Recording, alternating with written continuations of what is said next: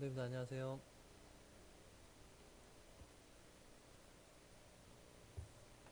히브리서 3장 1절을 찾아서 한번 읽어보겠습니다. 히브리서 3장 1절입니다.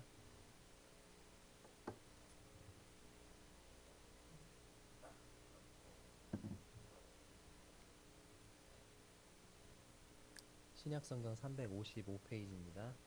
히브리서 3장 1절을 찾아서 한번 읽어보겠습니다. 시작. 그러므로 함께 하늘의 부르심을 받은 거룩한 형제들아, 우리가 믿는 도리의 사도이시며 대제사장이신 예수를 깊이 생각하라. 성경은 우리에게 예수님을 깊이 생각하라고, 그리고 우리의 생각들을 예수님께 고정시키라고 요청하고 있는데요. 어떤 예수님을 생각하래요? 우리의 사도이시며 대제사장이신 예수님. 지난 시간에는 우리가 사도이신 예수님에 대해서 살펴봤습니다. 사도가 보내심을 받은 자로 했죠.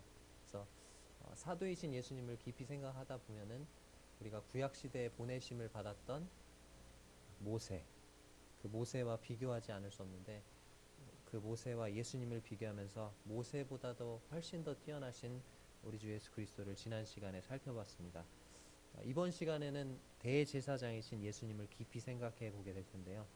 대제사장 하면 떠오르는 인물이 누굽니까? 네, 아론입니다. 아론. 이번 시간에는 대제사장 아론과, 아론은 그냥 대제사장이에요. 근데 우리 주님은요, 큰 대제사장입니다. 큰 대제사장이신 우리 주 예수 그리스도를 비교하면서 예수님이 얼마나 더 아론보다도 뛰어나신지 살펴보도록 하겠습니다. 그래서 오늘 말씀의 제목은 큰 대제사장 예수 그리스도입니다. 제목이 뭐라고요? 예, 큰 대제사장 예수 그리스도. 히브리서 4장 14절에서 5장 10절입니다. 교도가도록 하겠습니다. 히브리서 4장 14절부터 5장 10절까지입니다. 제가 먼저 읽겠습니다. 그러므로 우리에게 큰 대제사장이 계시니 승천하시니 곧 하나님의 아들 예수시라. 우리가 믿는 도리를 굳게 잡을지어다.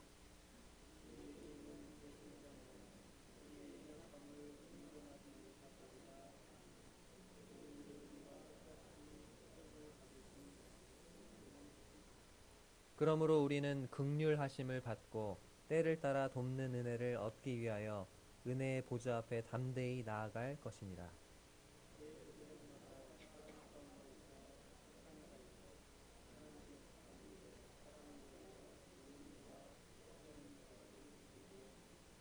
그가 무식하고 미혹된 자를 능히 용납할 수 있는 것은 자기도 연약에 휩싸여 있음이라.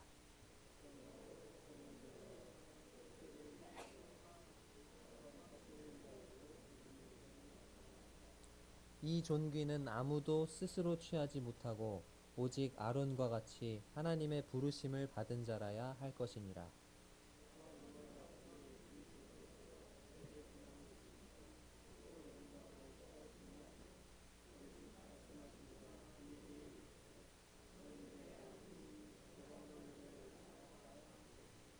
또한 이와 같이 다른 데서 말씀하시되 네가 영원히 멜기세덱의 반차를 따르는 제사장이라 하셨으니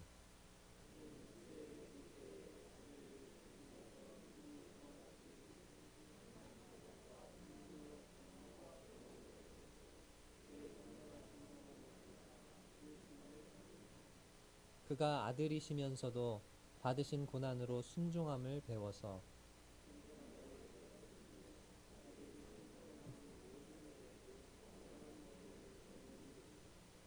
하나님께 멜기세덱의 반차를 따른 대제사장이라 칭하심을 받으셨느니라. 네, 방금 본문을 읽어봤는데요. 14절에 보시면 우리 주님을 누구라고 부르고 있습니까? 우리에게 누가 계신다고요? 네, 큰 대제사장. 아까도 말씀드렸지만 제사장 앞에다가 대자를 붙여서 제사장들 중에서 가장 높은 제사장을 뭐라고 부르죠? 대제사장이라고 부르는데 여기에는 그것도 모자라서 그 앞에다가 또 뭘 붙여요? 큰이라는 말을 더 붙여서 큰 대제사장이라고 부르고 있습니다. 그러니까 대제사장들 중에서 가장 위대한 대제사장이라는 말입니다. 율법을 따라서 아론이 대제사장으로 세워진 이후에 이제 어, 제사가 끊쳐질 때까지 약 80여 명의 대제사장들이 있었다고 하는데요. 그들은 대제사장이라고는 불렸지만 큰 대제사장이라고 불렸던 사람이 있었을까요? 없었을까요? 없었습니다. 큰 대제사장이라고 부를 수 있는 분은 오직 누구뿐입니까? 예, 예수 그리스도, 우리 주님밖에 없습니다. 그렇다면 우리 주님은 대제사장이 될 충분한 자격을 갖추고 계실까요? 그리고 큰 대제사장이라는 칭호를 얻을 만큼 아론보다 훨씬 더 위대하실까요? 네, 거기에 대해서 이 본문에서 말씀하고 있는데요. 방금 읽은 본문을 우리가 쭉 살펴보면 대제사장이 되기 위한 자격들이 나와요. 대제사장이 되는 자격 세 가지가 나오는데, 첫 번째 대제사장이 되려면 어떤 자격을 갖춰야 될까요? 5장 1절에 나와 있습니다. 대제사장마다 사람 가운데서 택한 자이므로. 자, 대제사장이 되려면 누구여야 된다고요? 사람이어야 돼요. 너무 당연한 것 같죠? 자, 천사가 대제사장이 될 수 있을까요? 없습니다. 짐승들 중에서 대제사장이 될 수 있을까요? 없습니다. 대제사장은 다른 사람을 대신해서, 여기 보니까 하나님께 속한 일에 사람을 위하여 예물과 속죄하는 제사를 드리게 하나니, 이렇게 돼 있잖아요. 사람을 위하여. 이 사람을 위한다는 말이 다른 사람들을 대신해서, 그리고 다른 사람들을 대표해서 하나님께 제사를 드린다는 얘기입니다. 그런 일을 담당하기 때문에 사람이어야만 했어요. 대제사장이었던 아론도 사람이었죠. 그렇다면 우리 주님은 어떻습니까? 우리 주님 사람이셨습니까? 네, 맞습니다. 완전한 사람이셨습니다. 방금 그 4장 14절을 읽어봤었는데, 4장 14절에 보면 그러므로 우리에게 큰 대제사장이 계시니 승천하시니 곧 누구시라고 돼 있어요? 하나님의 아들 예수시라, 이렇게 돼 있잖아요. 자, 하나님의 아들이라는 그 이름, 예수님이, 우리 주님이 가지셨던 하나님의 아들이라는 이름은 신성을 나타낼까요? 인성을 나타낼까요? 네, 신성. 주님이 하나님이심을 나타내요. 그렇다면 하나님의 아들 예수시라, 예수라는 이름은요, 신성을 나타냅니까? 인성을 나타냅니까? 네, 인성을 나타내요. 이 예수라는 이름은 우리 주님이 이 땅에 계실 때에 가지셨던 사람 이름이에요. 그분은 하나님의 아들이셨지만 동시에 예수라는 이름을 가지셨던 사람이셨어요. 완전한 인간이셨던 거죠. 5장 7절에 보시면 이런 구절이 있는데, 5장 7절에 그는 육체에 계실 때에, 이렇게 돼 있죠. 우리 주님이 어디에 계실 때가 있었다는 얘기입니까? 육체에 계실 때가 있었다는 겁니다. 그러니까 육체로 우리와 함께 이 땅에 계셨던 것이죠. 그렇다면 예수님은 사람이시기 때문에 대제사장이 될 첫 번째 요건을 갖추고 계십니까? 네, 맞습니다. 그런데 아론과 비교를 한번 해볼까요? 아론과 비교하자면 아론과 다른 점이 있죠. 아론은 그냥 사람이었어요. 그냥 사람에 불과했어요. 근데 예수님은요, 사람이면서 동시에 누구십니까? 하나님이신 거예요. 그렇기 때문에 예수님은 아론보다도 더 위대한 큰 대제사장이신 것입니다. 1절 후반절을 제가 다시 한번 읽어보겠습니다. 하나님께 속한 일에 사람을 위하여 예물과 속죄하는 제사를 드리게 하나니. 자, 여기 대제사장이 하는 일이 나오죠. 대제사장이 어떤 일을 합니까? 네, 사람을 위하여 예물과 속죄하는 제사를 드리는 일. 그것이 바로 대제사장이 하는 일인데요. 레위기에 보면은 5가지 제사가 나오죠. 어떤 제사도 있습니까? 번제와 소제와 화목제, 그리고 속죄제, 속건제, 이렇게 되어 있죠. 자, 그런데 이 5가지 제사를 2가지로 구분할 수가 있어요. 번제와 소제와 화목제는 자원에서 드리는 제사입니다. 그래서 자원제에 속하죠. 그래서 자원에서 드리는 제사이기 때문에 이것은 바로 여기 나오는 예물에 속하는 겁니다. 예물. 그리고 이것들을 드렸을 때 하나님께서 향기로운 냄새로 받으셨어요. 그죠? 그런데 속죄제와 속건제는 어떻습니까? 이거는 자원함으로 드리는 겁니까? 아니면 의무적으로 드려야 됩니까? 네, 의무적으로 드린 제사였어요. 그래서 의무제에 속하고 이것은 여기에 나오는 속죄하는 제사에 속해요. 그렇기 때문에 이것은 하나님께 향기로운 냄새가 되었을까요? 안 되었을까요? 안 되었어요. 향기로운 냄새라는 그 말이 빠져 있어요. 대제사장 아론이 바로 이러한 제사들을 드렸어요. 하나님께. 이러한 5가지 제사들을 드렸는데, 그렇다면 예수님은 어떻습니까? 이 5가지 제사를 드리셨나요? 드리셨을까요? 안 드리셨을까요? 드리셨습니다. 아론은 염소와 송아지의 피를 가지고 제물을 드렸다면 예수님은 자신의 몸을 단번에 드리심으로 번제와 속죄와 화목제와 속죄제와 속건제, 이 모든 제사를 한 번에 다 이루셨어요. 4장 14절을 제가 다시 한번 읽어보면, 그러므로 우리에게 큰 대제사장이 계시니, 자, 누구라고 되어 있습니까? 승천하시니, 이렇게 되어 있잖아요. 승천하시니. 우리 주님을 승천하신 이로 소개하고 있는데, 다른 번역본을 보니까 하늘들을 통과하여 들어가신 이, 이렇게 되어 있어요. 어떻게, 뭐라고요? 하늘들을 통과하여 들어가시니. 자, 하늘이 몇 가지 하늘이 있습니까? 성경에 보니까 3가지 하늘이 있어요. 첫째 하늘이 어떤 하늘이죠?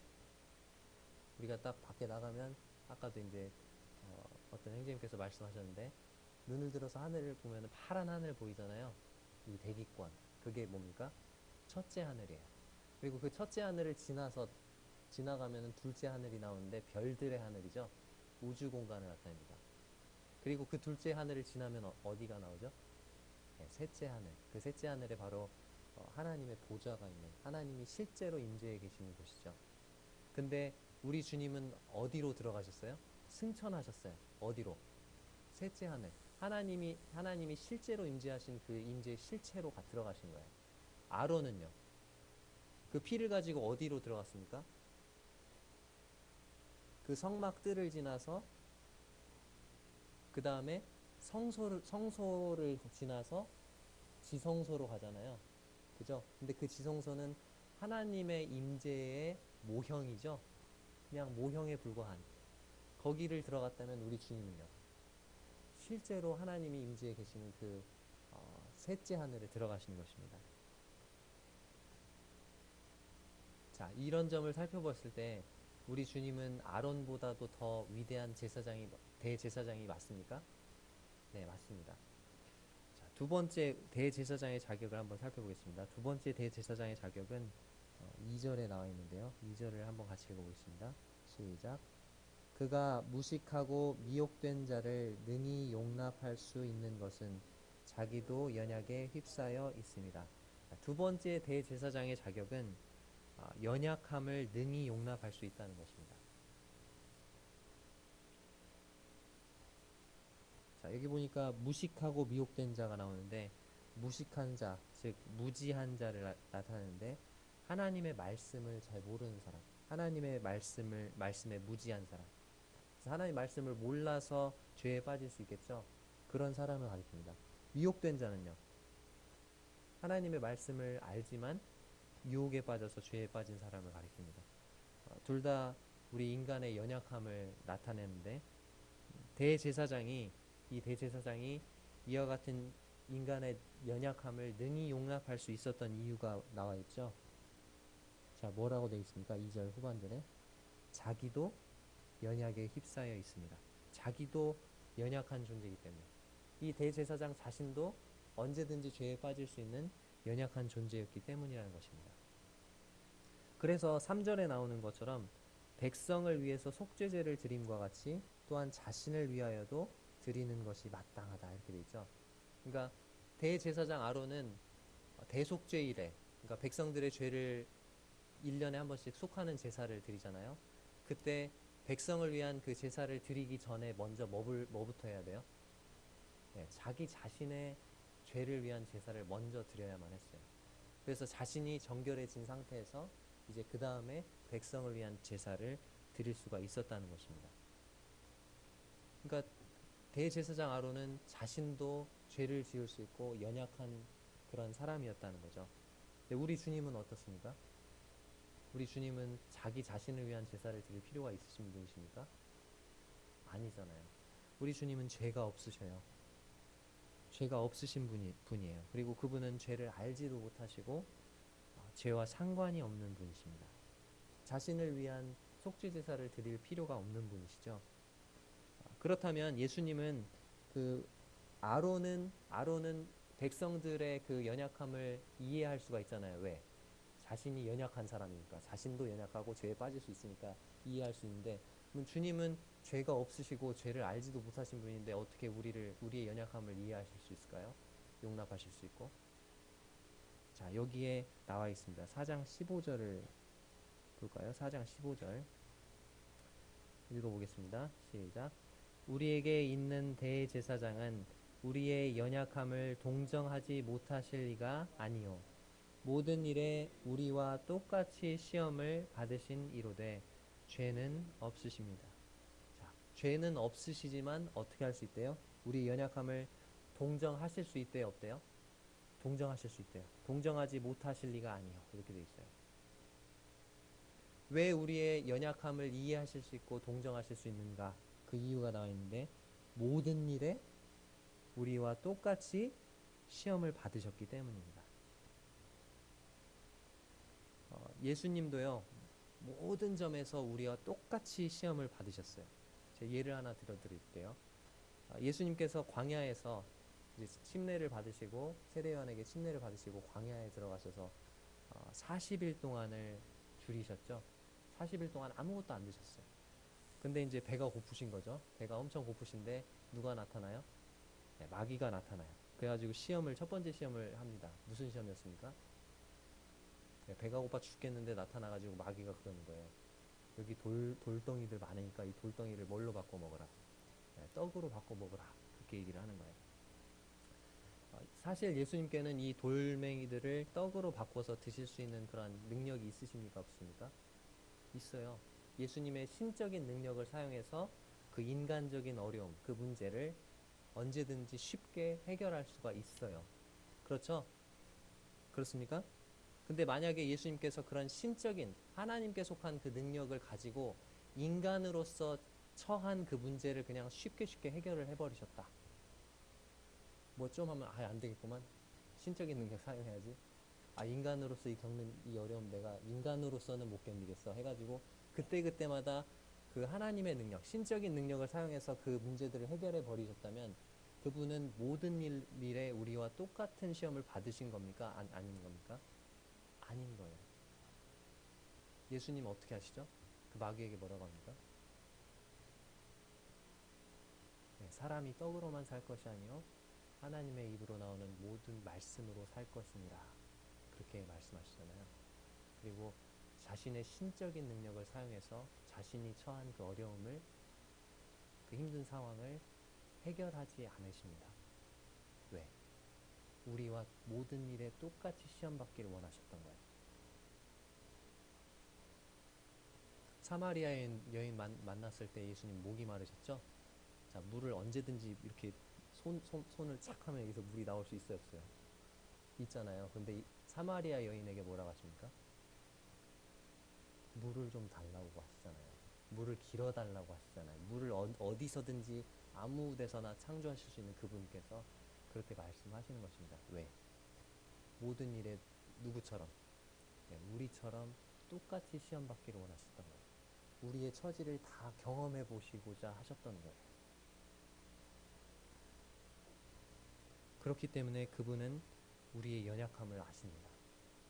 우리가 받는 모든 시험과 역경과 고난을 다 동정하실 수 있으십니다. 자, 그러면 아론과 예수님 한번 비교해 볼까요? 아론과 예수님 중에 누가 더 우리가 받는 시험을 더 잘 이해할까요? 시험을 똑같이 받는데 넘어지는 아론일까요? 아니면 시험을 똑같이 받는데 절대로 넘어지지 않는, 왜? 죄가 없으시니까 그 예수님이실까요? 누가 더 우리를 더 이해 잘 하실까요? 겉으로 보기에는 넘어지니까 아론이 더 잘 이해할 것 같죠? 그죠? 제 예를 하나 들어보겠습니다. 나무가 두 그루가 있어요. 여기 나무 하나 있고 나무가 여기 또 하나 있어요. 나무 두 그루가 있는데 엄청난 태풍이 왔어요. 큰 태풍이 왔어요. 근데 이쪽 한 나무는 강풍이 막 불면은 초속 몇 미터까지 나오죠? 초속 40미터. 그 전에 그 무슨 뭐 볼라벤인가? 그게 초속 40미터 가까이 돼가지고 막 유리창들이 다 깨졌죠. 베란다 창문들이. 한신 아파트에 사시던 그 형제 자매들 난리가 났었는데, 이 나무가, 이 한 그루의 나무는 초속 10미터, 20미터까지는 견뎠어요. 그 강풍을. 근데 30미터를 견디지 못하고 쓰러져 버렸어요. 근데 이쪽에 있는 나무는요?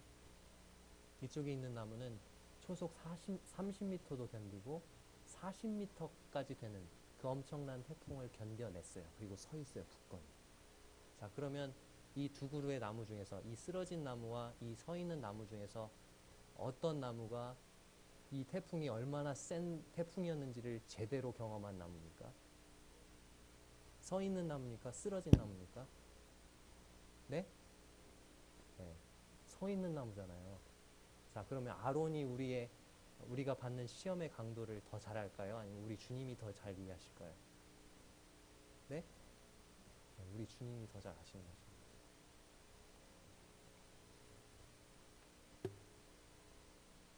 오직 끝까지 견딘 나무만이 태풍의 강도를 온전히 다 이해하는 나무입니다. 마찬가지죠. 우리가 인간으로서 받을 수 있는 모든 시험을 받으시고 그것을 끝까지 견뎌내신 그 한 분, 다른 모든 사람들이 시험에 넘어질 때 끝까지 넘어지지 않는 그 한 분이 계시는데, 그분이 누구십니까? 바로 우리 주 예수 그리스도. 그분은 우리 인간이 받을 수 있는 모든 죄의 유혹과 시험을 다 받으셨어요. 따라서 그분은 우리의 연약함을 동정하실 수가 있는 것입니다. 5장 7절을 보면요. 5장 7절. 자, 한번 읽어볼까요? 그는 육체에 계실 때 자기를 죽음에서 능히 구원하실 이에게 심한 통곡과 눈물로 간구와 소원을 올렸고 그의 경건하심으로 말미암아 들으심을 얻었느니라. 그분이 육체에 계실 때 자기를 죽음에서 능히 구원하실 이에게 심한 통곡과 눈물로 간구와 소원을 올리실 때, 어디서 그런 간구와 소원을 올리셨을까요? 심한 통곡과 눈물로. 어디서요? 겟세마네가 기억이 나시죠? 겟세마네 동산에서 그렇게 하셨습니다. 그분은 사람으로서 받을 수 있는 가장 극심한 고난을 받으셨습니다. 그렇기 때문에 우리가 받는 고난을 아시는 거예요. 우리 중에 누가 우리 주님이 드렸던 그 심한 고통과 심한 통곡과 눈물 속에서 드리는 그 간구를, 우리 주님이 드렸던 그 간구를 드릴 수 있는 사람이 이 자리에 있습니까? 없어요. 그분은 인간으로서 받을 수 있는 가장 심한 고난을 아시는 분이세요. 8절에 보면요. 그가 아들이시면서도 받으신 고난으로 순종함을 배워서 온전하게 되셨습니다. 우리 주님이 이미 온전하신 분이신데 온전하게 되셨대요. 참 말이 이상하죠? 우리 주님은 온전하신 분이세요. 그 자체로 완벽한 분이십니다. 근데 여기에 온전하게 되셨다는 것은 자격을 갖추었다는 거예요. 만약에 주님이 받으신 이 고난이 없었더라면요, 우리 주님은 대제사장이 되실 수 있을까요? 없을까요? 우리의 대제사장이 되실 수 있습니까? 없습니까? 없어요. 우리 주님이 받으신 고난은 이 주님을 대제사장으로서 온전하게 하는 고난이었습니다. 주님이 고난을 받지 않으셨다면 그분은 우리의 대제사장으로서 온전해지실 수 없으셨을 것입니다. 왜요? 대제사장은 그 연약함을 동정할 수 있어야 돼요. 사람들이 겪는 그 어려움을 용납할 수 있고 이해할 수 있는 사람이어야 되거든요. 만약에 그 주님이 우리의 고난을 경험적으로, 이 인간의 몸을 입고 경험적으로 경험하지 않으셨다면 우리의 고난을 이해하실 수 없으셨을 것입니다. 그러나 우리가 받는 고난을 직접 몸으로 경험하심으로 그분은 온전한 대제사장이 되셨습니다. 여기에 참 놀라운 단어가 있는데 8절에 보니까 그가 아들이시면서도 받으신 고난으로 무엇을 배우셨대요? 순종함을 배워서. 성도님들께 한번 여쭤보겠습니다. 순종이란 단어가요. 순종이란 단어가 피조물에게 어울리는 단어입니까? 하나님에게 어울리는 단어입니까? 순종은 누가 해야 돼요? 하나님이 하셔야 돼요? 피조물이 해야 돼요? 피조물에게 어울리는, 우리에게나 어울리는 단어잖아요. 하나님에게 어울리는 단어는 명령입니다. 하나님은 그냥 명령하시는 분이세요. 이렇게 해라 저렇게 해라. 하나님은 명령하시는 분이시지 순종하셔야 되는 분이 아니시거든요. 근데 그가 아들이시면서도, 즉 하나님이신 그분께서 받으신 고난으로 순종함을 배우셨습니다. 그분은 전지하신 하나님이시기 때문에 순종이 무엇인지 아세요.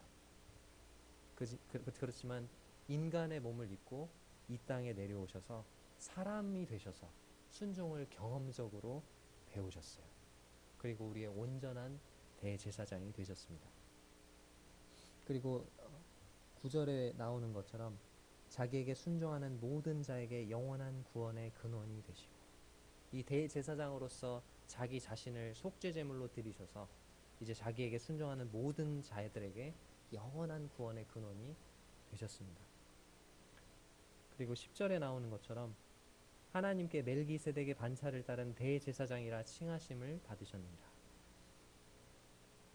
십자가에서 우리 주님께서 자기 자신의 몸을 하나님께 속죄제물로 드리시는 그 일을 대제사장으로서 하시고 이제 승천하시게 됐을 때, 하나님께서 이 예수님께서 대제사장으로서 자신의 몸을 드리셨던 그 제사를 기쁘게 받으셨을까요? 안 받으셨을까요? 받으셨죠. 그렇기 때문에 주님 승천하신 거잖아요. 우리 주님이 승천하실 때 우리 주님을 대제사장으로서 하나님께서 인정하신 것입니다. 처음에 이 우리 주님을 대제사장으로 임명하셨던 그 하나님께서 이 10절에서는 이 주님께서 이루신 그 모든 일들을 인정하신 것입니다. 대제사장으로서 하신 그 일을 인정하신 것입니다. 세 번째로 넘어가겠습니다. 대제사장의 세 번째 자격. 대제사장의 세 번째 자격은요, 4절부터 6절에 나오는데요. 4절부터 6절을 한번 읽어볼까요? 시작. 이 존귀는 아무도 스스로 취하지 못하고 오직 아론과 같이 하나님의 부르심을 받은 자라야 될 것이니라. 또한 이와 같이 그리스도께서 대제사장 되심도 스스로 영광을 취하심이 아니요 오직 말씀하신 이가 그에게 이르시되 너는 내 아들이니 내가 오늘 너를 낳았다 하셨고, 또한 이와 같이 다른 데서 말씀하시되 내가 영원히 멜기세덱의 반차를 따르는 제사장이라 하셨으니. 자, 대제사장의 세 번째 자격이 4절에 나오죠. 자, 뭐라고 되어 있습니까? 대제사장 아무나 스스로 막 취할 수 있는 일입니까? 아, 내가 대제사장 할게요 막 해가지고 할 수 있는 일이라고 되어 있어요. 자, 뭐라고 되어 있습니까? 하나님의 부르심을 받은 자라야 할 것이니라. 세 번째 자격, 대제사장이 되기 위한 세 번째 자격은 하나님의 부르심을 받은 자라야 한다는 것입니다. 이스라엘 백성들이 많죠. 엄청나게 많은 그 이스라엘 백성 중에서 하나님께서는 레위 지파를 성막에서 섬기는 지파로 삼으셨고요. 그 레위 지파 중에서도 누구를요? 아론과 그의 아들들을 제사장으로 삼으셨어요. 그리고 그 아론과 그 아들들 중에서도 누구를요? 아론 그 한 명만 대제사장으로 삼으신 것입니다. 이스라엘에 수많은 사람들이 있었지만 그 중에서 대제사장으로 임명받은 것은 누구예요? 아론 한 사람이었어요. 성도님들에게 질문 하나 해보겠습니다. 그런데 왜 모세가 아니고 아론이었을까요? 누가 더 위대한 지도자죠? 모세와 아론 중에서 누가 더 위대한 지도자인 것 같습니까? 모세가 더 위대한 지도자잖아요. 모세 그냥 대제사장 삼아도 될 것 같잖아요. 근데 왜 하나님께서는 모세보다도 아론을 대제사장으로 택하셨을까요? 혹시 생각해 보신 적이 있으신가요? 이것을 한번 생각해 보겠습니다. 우리가 믿는 하나님은 삼위일체의 하나님이시죠. 삼위일체 하나님, 성부와 성자와 성령, 이 세 분이신 세 위격으로 계신 이 하나님께서 한 분이시잖아요. 근데 이 성부와 성자와 성령 중에서 우리의 대제사장이 되실 수 있는 분은 딱 한 분이세요. 누구십니까? 예수 그리스도. 이건 쉽죠? 이건 쉬워요. 예수 그리스도이십니다. 왜요? 대제사장은 하나님과 사람 사이의 중보자로서 그 사람을 대표하고 그 사람의 처지를 가장 잘 이해하실 수 있는 분이셔야 돼요. 그렇기 때문에 누구만요? 예수 그리스도만, 그 삼위의 하나님 중에서 예수 그리스도만이 우리의 대제사장이 될 수 있어요. 자, 다시 제가 드렸던 질문으로 돌아오겠습니다. 왜 하나님은 모세와 아론 중에서 모세가 아닌 아론을 택하셨을까요? 자, 모세가 왕궁에서 40년 바로의 그러니까 바로의 딸의 아들로서 그 왕궁에서 지내는 동안 이 이스라엘 백성들과 함께 그 이스라엘 백성이 받는 모든 학대와 고난을 함께 했던 사람이 있죠. 그게 누굽니까? 모세입니까? 아론입니까? 아론입니다. 모세는 모든 면에서 아론에 비해 뛰어났어요. 하지만 대제사장이 되기에는 부족합니다. 왜요? 이 이스라엘 백성이 겪는 모든 고난과 학대를 온전히 다 겪어보지 못했기 때문입니다. 이스라엘 백성의 연약함을 온전히 채울할 수 있는 것은 모세가 아니라 누구예요? 아론인 거예요.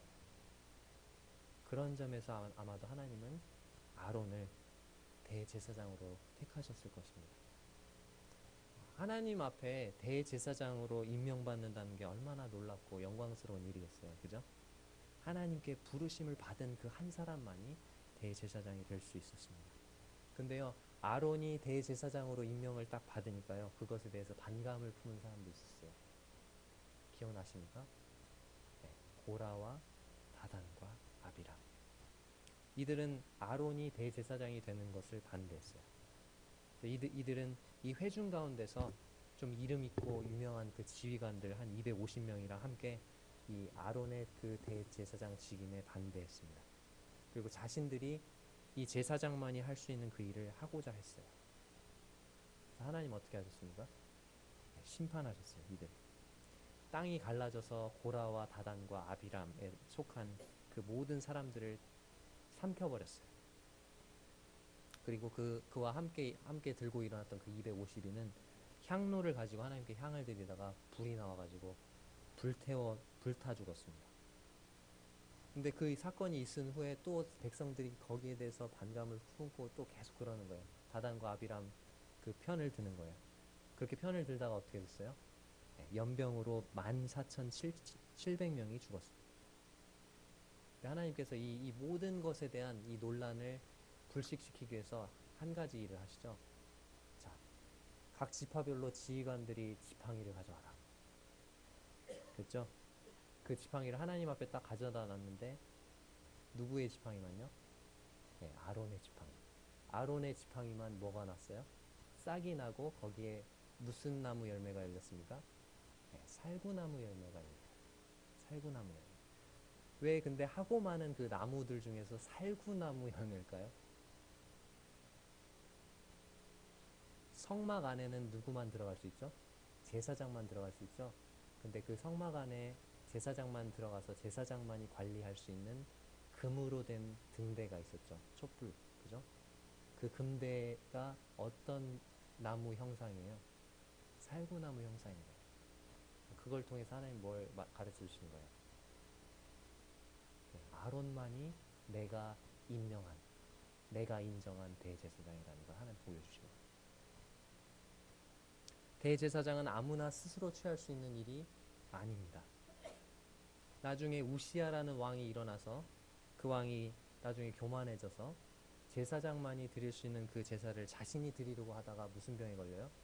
문둥병에 걸립니다. 대제사장은 반드시 하나님의 부르심을 입은 자여야 했어요. 자, 그렇다면 예수 그리스도는 어떨까요? 예수 그리스도도 하나님께서 임명한 대제사장이실까요? 네, 맞습니다. 여기에 5절과 6절에 나와 있죠. 자, 5절과 6절을 제가 다시 한번 읽어보겠습니다. 또한 이와 같이 그리스도께서 대제사장 되심도 스스로 영광을 취하심이 아니요 오직 말씀하시니가 그에게 이르시되 너는 내 아들이니 내가 오늘 너를 낳았다 하셨고 또한 이와 같이 다른 데서 말씀하시되 네가 영원히 멜기세덱의 반차를 따르는 제사장이라 하셨습니다. 되어 있습니다.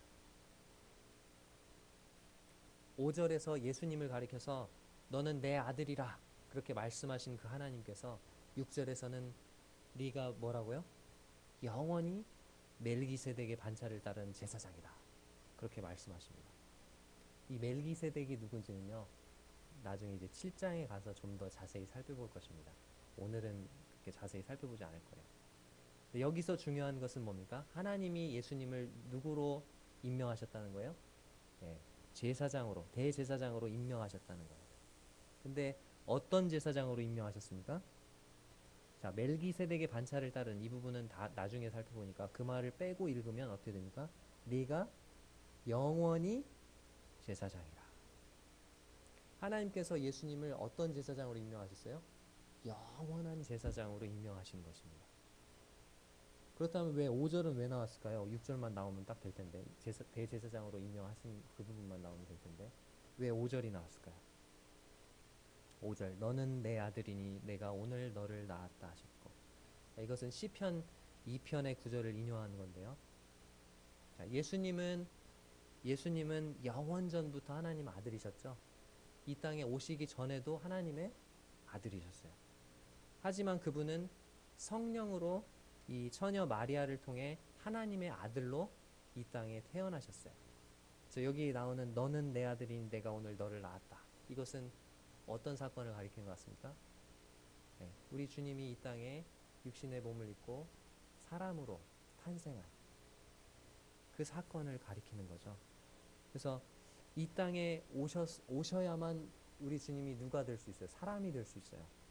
그리고 온전한 사람으로서 누구를 대표할 수 있어요? 다른 사람들을 대표할 수 있는 누가? 대제사장이 되실 수 있는 것입니다. 그렇기 때문에 6절이 나오기 위해서 대제사장으로 임명받기 위해서는 5절이 필요한 거예요. 우리 주님이 인간의 몸을 입고 이 땅에 아기로서 태어나셔야 하는 거예요. 자, 방금 살펴보니까 예수님도 대제사장으로서 하나님의 부르심을 받으셨습니까? 대답을 한번 해주세요. 예수님 하나님께 대제사장으로 임명 받으셨습니까? 네, 맞습니다. 하나님이 예수님을 멜기세덱의 반차를 따른 영원한 제사장으로 삼으셨습니다. 아론과 예수님 둘 다 하나님의 부르심을 입은 대제사장이죠. 중요한 차이점이 있어요. 아론은 그냥 대제사장이에요. 근데 예수님은요. 네, 큰 대제사장이고 여기는요. 여기 보니까 5절에 너는 내 아들이라 그랬잖아요. 예수님은 대제사장이실 뿐만 아니라 바로 하나님의 아들이세요. 그리고 아론이 일시적인 대제사장이라면 예수님은요. 영원한 대제사장이었습니다. 그렇기 때문에 우리 주 예수 그리스도는 그냥 대제사장이 아니고 큰 대제사장이신 것입니다. 네, 말씀을 한번 정리해 보겠습니다. 예수님은 우리의 큰 대제사장이십니다. 그분은 대제사장으로서의 자격을 충분히 갖추셨을 뿐 아니라 아론보다도 훨씬 더 위대한 분이십니다. 우리가 대제사장의 자격들을 한번 살펴봤는데요. 첫 번째 대제사장의 자격이 무엇이었습니까? 네, 사람이어야 된다는 것. 사람 가운데서 택한 자라는 거였죠. 그래서 우리 주님은 완전한 사람이 되셨어요. 이 자격권을 갖추시기 위해서. 그래서 우리를 위하여 하나님 앞에 더 나은 제물을 드리시고 승천하셨습니다. 자, 두 번째 대제사장의 자격이 무엇입니까? 연약함을 능히 용납할 수 있다는 것입니다. 주님은요 모든 일에 우리와 똑같이 시험을 받으셨고 사람이 받을 수 있는 가장 심한 고난을 받으셨습니다. 그렇기 때문에 우리의 연약함을 충분히 동정하실 수 있으십니다. 세 번째 자격이 뭡니까? 대제사장의 자격. 하나님의 부르심을 받은 자라야 한다는 것입니다. 그분을 아들로 선포하신 그 하나님께서 동시에 그분을 멜기세덱의 반차를 따르는 영원한 대제사장으로 선포하셨습니다. 이와 같은 큰 대제사장이 우리에게 계시다는 사실을 통해서 성경은 우리에게 두 가지를 하라고 권면하고 있는데요. 한번 4장 14절에서 16절 한번 읽어보겠습니다. 성경이 우리에게 너희에게 이와 같은 큰 대제사장이 계시기 때문에 너희가 이것과 이것을 해야 된다. 이 두 가지를 권면하고 계세요. 그 두 가지 권면이 뭔지 한번 읽는 동안에 찾아보시기 바랍니다. 자, 4장 14절에서 16절입니다. 같이 읽겠습니다. 시작. 그러므로 우리에게 큰 대제사장이 계시니 승천하시니 곧 하나님의 아들 예수시라. 우리가 믿는 도리를 굳게 잡을지어다. 우리에게 있는 대제사장은 우리의 연약함을 동정하지 못하실 리가 아니요 모든 일에 우리와 똑같이 시험을 받으신 이로되 죄는 없으시니라. 그러므로 우리는 긍휼하심을 받고 때를 따라 돕는 은혜를 얻기 위하여 은혜의 보좌 앞에 담대히 나아갈 것이니라. 자, 우리에게 이와 같이 큰 대제사장이 계시기 때문에 우리에게 두 가지를 하라고 권면하시죠. 두 가지 권면이 뭡니까? 첫 번째, 믿는 도리를 굳게 잡을지어다. 두 번째는요, 은혜의 보좌 앞에 담대히 나아갈 것입니다. 우리에게 이와 같이 큰 대제사장이 계시기 때문에 우리의 믿는 믿음을 더욱더 굳게 하라고 말씀하고 계세요. 또 두 번째로는 은혜의 보좌 앞에 담대히 나아가라고 말씀합니다. 두 가지를 얻기 위해서요. 첫 번째는 긍휼하심을 받기 위해서. 또 하나는 때를 따라 돕는 은혜를 얻기 위해서. 긍휼하심은 언제 받습니까? 우리가 왜 언제 긍휼히 여기심을 받아야 되죠? 우리가 죄에 빠졌을 때, 범죄했을 때, 우리가 은혜의 보좌에 나아가서 긍휼하심을 받아야 된다. 그렇게 말씀하고 계세요. 그리고 때를 따라 돕는 은혜. 우리가 유혹과 시험을 받게 될 때 그것을 능히 이길 수 있도록 도우시는 그 은혜를 얻기 위해서 그 은혜의 보좌에 나아가야 된다. 그렇게 말씀하고 계십니다. 우리의 생각이 아까 제가 처음에 3장 1절을 읽었었는데요. 예수를 깊이 생각하라 그랬잖아요. 우리의 생각이 우리의 큰 대제사장이신 예수 그리스도께 온전히 사로잡히길 바랍니다. 그래서 우리의 믿음이 이로 인해서 더욱더 굳게 되고 또 하나님의 은혜의 보좌 앞에 담대히 나아가게 되는 우리 남원교회 성도님들이 되시길 바랍니다. 이상으로 말씀 마치겠습니다. 감사합니다.